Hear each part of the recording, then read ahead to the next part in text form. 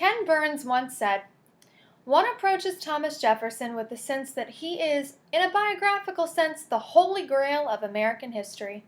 Since the death of Thomas Jefferson on July 4, 1826, historical and political scholars have examined and reflected upon the life and mind of Thomas Jefferson. He died on the same day as John Adams, with whom he'd served upon the Committee of Five half a century earlier to draft the Declaration of Independence, which would crystallize the message of the new American nation and guide revolutionaries in the formative years of the young United States.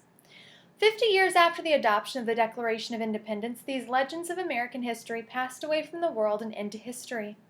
My name is Rachel Thompson, and it is my pleasure to share that story as I reflect upon the legacy of Thomas Jefferson today. The legacy of Thomas Jefferson encompasses the decades of his life spent helping to found the United States. Among the founding fathers, he maintained a robust resume of accomplishments. Many of his ideas have influenced the current systems and political traditions of the United States.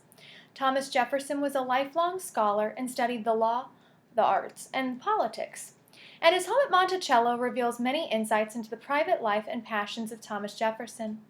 Thomas Jefferson is perhaps best remembered for his service to the revolutionary cause as the primary author of the Declaration of Independence. His original draft was modified to omit reference to the evils of the slave trade, the establishment of which was listed in the Declaration as a grievance against King George in Parliament. This begins a complicated discussion of his relationship with slavery, which I will return to.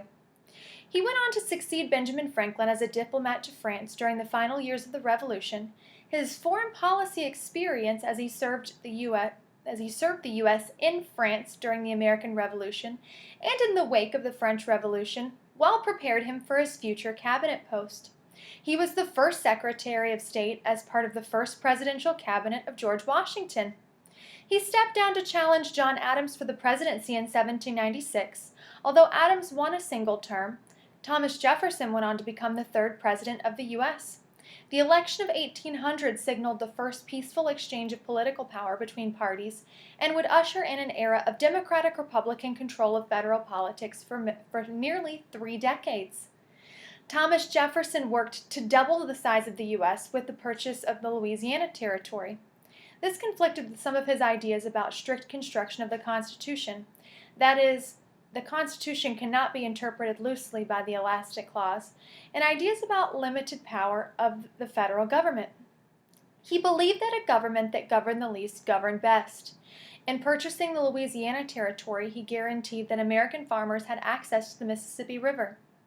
He was lauded as a populist due to his vision for the young United States.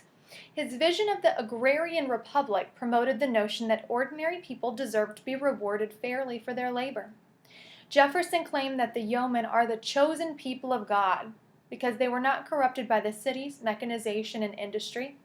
They were self-reliant rather than dependent upon others, like those in the city. And therefore, yeoman farmers were more capable of moral virtue and critical thought. Jefferson advocated for every person to have the freedom of conscience and be allowed to serve God in the capacity that they were called to. At his death, he was most proud of his contributions to revolutionary ideals, including his role as the author of the Declaration of Independence, his contributions to the separation between the church and state that allowed individuals freedom over their own faith, and his founding of the University of Virginia. His legacy has been complicated by criticism of how he benefited from plantation slavery. Although he wrote about the moral wrongs of slavery, he did not emancipate all of his slaves, and his fortune was built upon their labor. Furthermore, evidence suggests that he may have had a sustained intimate relationship with one of his slaves, and perhaps fathered children with Sally Hemings. It has also been suggested that Jefferson's brother may have fathered these children. Scholars continue to debate the evidence and conclusions, although the most simple conclusion is the evidence that supports this centuries-old rumor that, in fact, Thomas Jefferson did have a relationship with Sally Hemings and fathered her children. The fact that he was a slave owner and did little to ensure the manumission of slaves during his lifetime, despite his statements condemning it as a moral wrong. These facts should not cause us to dismiss the numerous contributions he did make to our young nation.